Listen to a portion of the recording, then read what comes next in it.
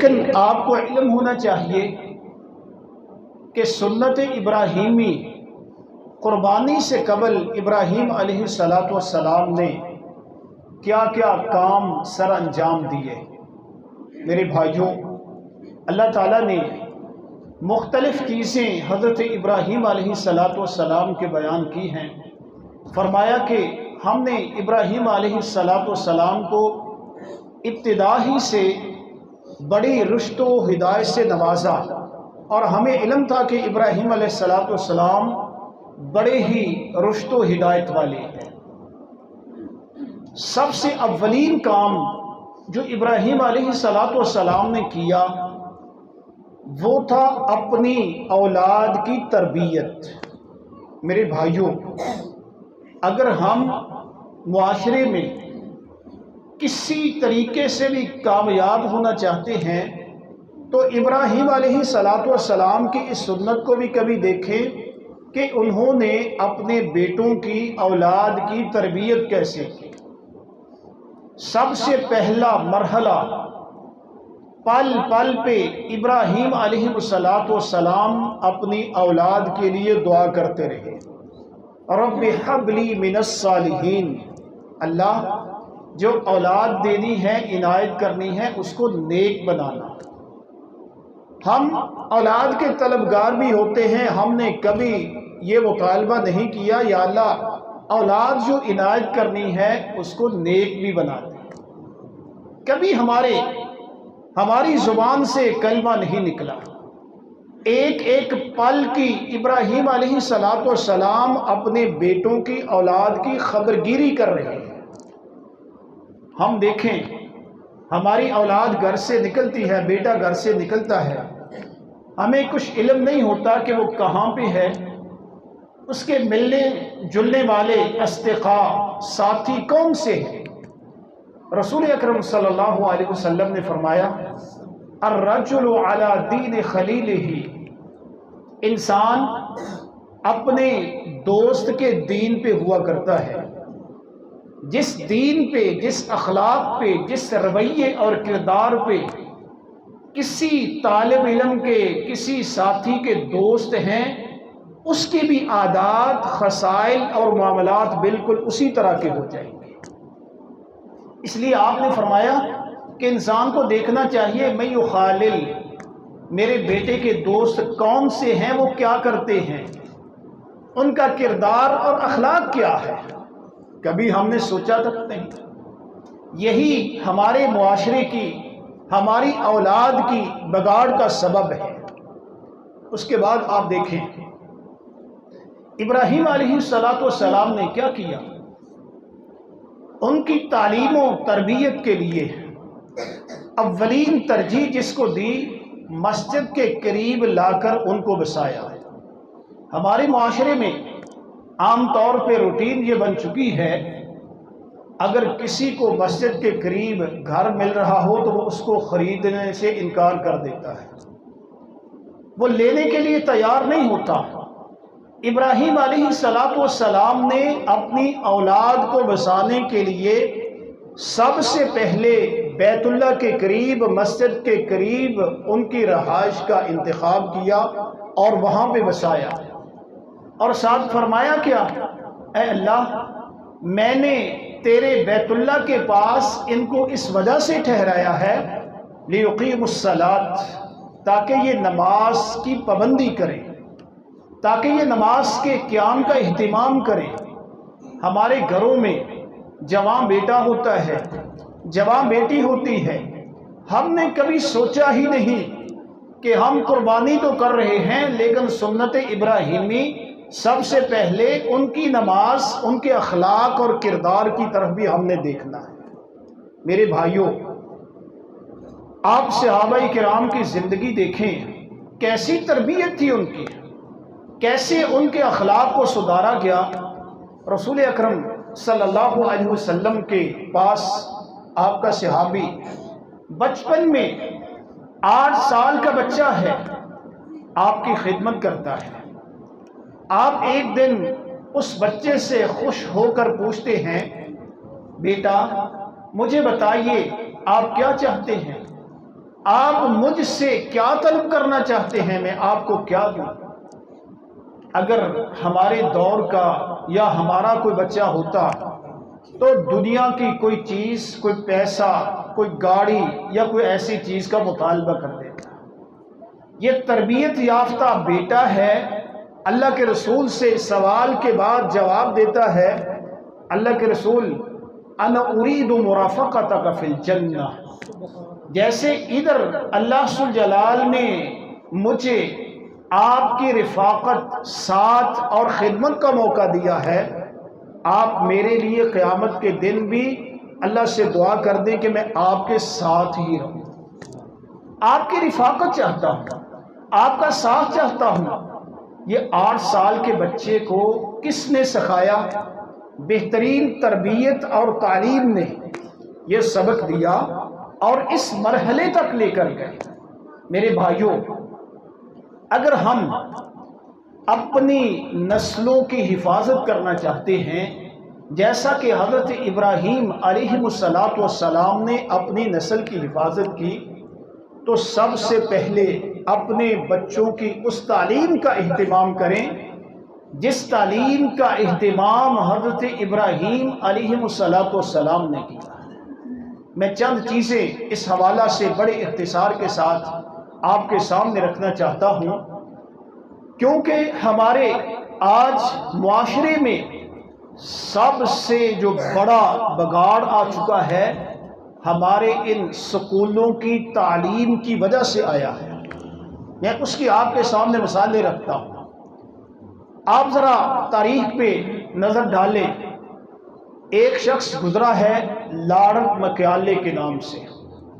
اس نے تقریباً 1800 یا 1700 کی صدی میں اس ہمارے پورے کے پورے خطے کا چکر لگایا۔ اس نے دیکھا کہ اس علاقے میں کہیں پہ بھی آپ کو کوئی مانگنے والا شخص نہیں نظر آئے گا۔ دوسری بات وہ خود ذکر کرتا ہے کہ اس نے دیکھا کہ اس علاقے کی معیشت بڑی ہی مضبوط ہے، لوگوں میں لڑائیاں اور جھگڑے نہیں ہیں، لوگوں میں فسادات نہیں ہیں، لوگ اچھی زندگی بسر کر رہے ہیں۔ اس نے سوچا کہ ہم کیسے اس خطے میں ان لوگوں کو اس بات سے ہٹا کر اور ان کے اخلاق کو برباد کر کے، تباہ کر کے دوسرے طریقے پہ لگا سکتے ہیں۔ اس نے جا کر اپنی کابینہ کے سامنے یہ ساری بات رکھی۔ اس نے کہا کہ کوئی ایسا نصاب تعلیم ترتیب دو جو ہم ان علاقوں میں پہنچا سکیں، وہی پڑھائیں۔ اب انہوں نے خود، اگرچہ وہ بھی ایک قسم کی دنیا کی تعلیم ہے، انہوں نے ساری کی ساری ٹیکنالوجی کی تعلیم ابتدا سے لے کر انتہا تک اپنے پاس رکھی، اور اس خطے اور علاقے کو کیا دیا کہ آپ بس انگریزی کی ووکیبلری، الفاظ کو یاد کرتے رہیں، آپ الفاظ کو یاد کریں۔ اب دیکھ لیں، اول سے لے کر آخر تک ہم جب بچوں کو اسکول بھیجتے ہیں تو انگریزی کے الفاظ ہی ہم رٹاتے رہتے ہیں۔ اس کے سوا ہمیں بتائیں، ہماری بیٹیاں جو سکولوں اور کالجوں میں جا کے پڑھتی ہیں، انگریزی کے الفاظ سیکھ کر، میٹرک کر کے، ایف اے کر کے، اس کے بعد وہ کیا ان کے گھر سدھارنے کے کام آتے ہیں؟ کیا ان کو اللہ کی پہچان کروانے میں وہ الفاظ کام آتے ہیں؟ ہمارے جس بیٹے نے میٹرک کی ہو، اللہ کی قسم اس کو اللہ ذوالجلال کی پہچان بھی نہیں ہوتی۔ اور اس کی مثال آپ یہ سمجھیں کہ پوری دنیا آپ پہ انویسٹمنٹ اس وجہ سے کر رہی ہے کہ ان کا نصاب تعلیم کہیں پہ قرآن نہ ہو جائے۔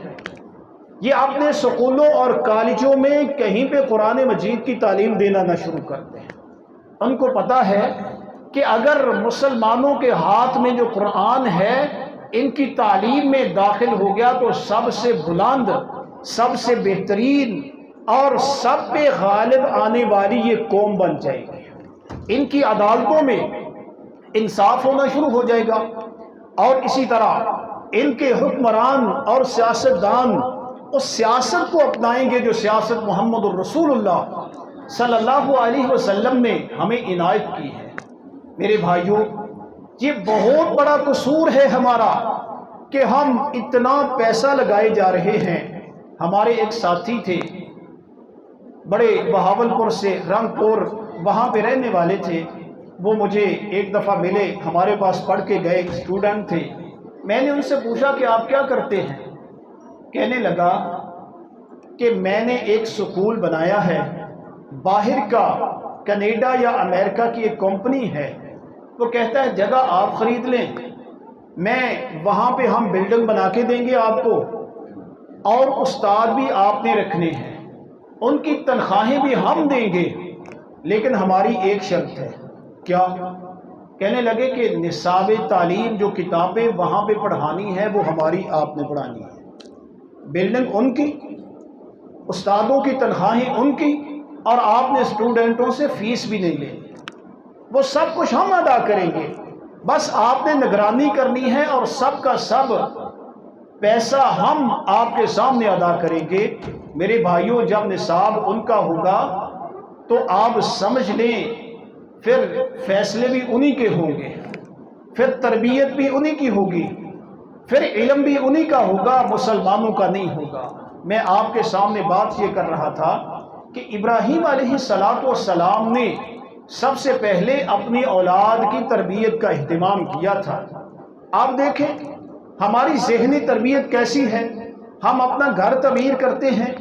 رسول اکرم صلی اللہ علیہ وسلم کے صحابی حضرت ابو بکر رضی اللہ تعالی عنہ نے گھر بنایا, اور ہم اس کو دیتے ہیں کہ ہم نے ایک کمرہ مخصوص کر دیا, جی یہ ٹی وی لانچ ہم نے بنا دیا ہے. اللہ اکبر.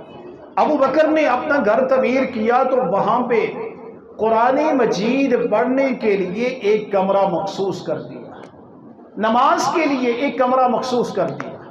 ہم اپنے بچوں کو کیا کہتے ہیں؟ جی ٹی وی لانچ ہے, جی وہاں پہ ٹی وی رکھنا ہے, مل جل کے بیٹھنا ہے, یہاں پہ ٹی وی دیکھنا ہے. کبھی بچوں کی تربیت میں ہم نے یہ بات داخل نہیں کی کہ بیٹا یہ ہمارا روم ہے, یہ ہمارا کمرہ ہے, یہاں پہ نمازیں ادا کرنی ہے, اور یہاں پہ بیٹھ کر ہم نے اللہ ذوالجلال کی کتاب قرآن مجید کی تلاوت کرنی ہے.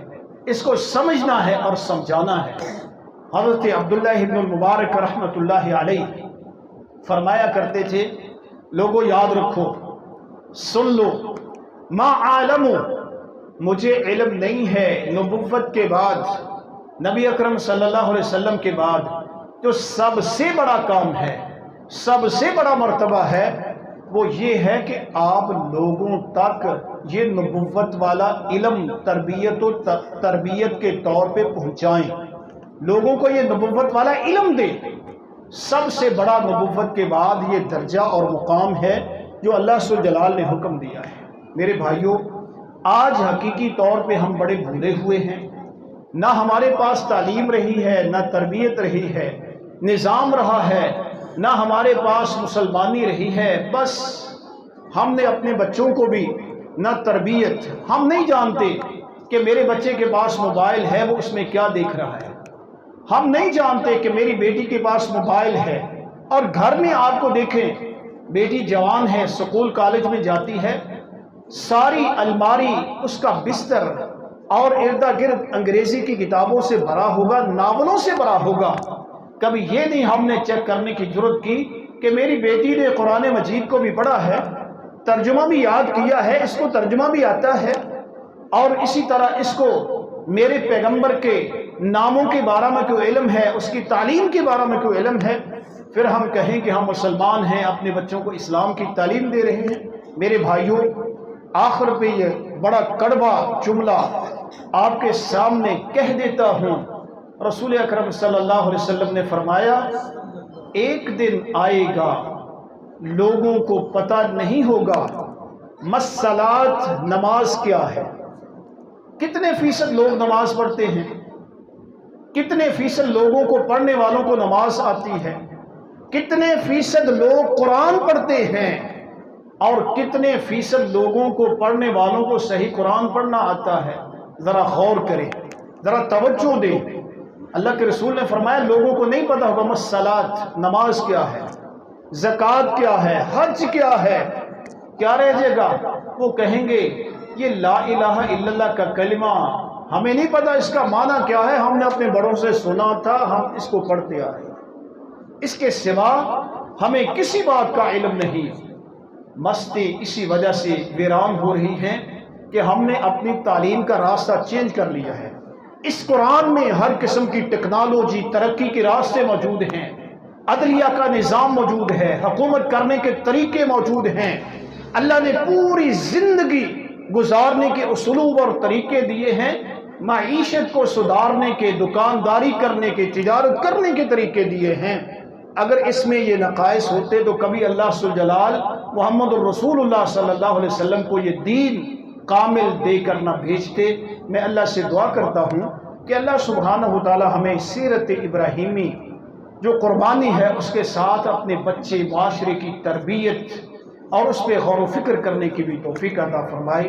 وآخر دعوانا ان الحمد للہ رب العالمین۔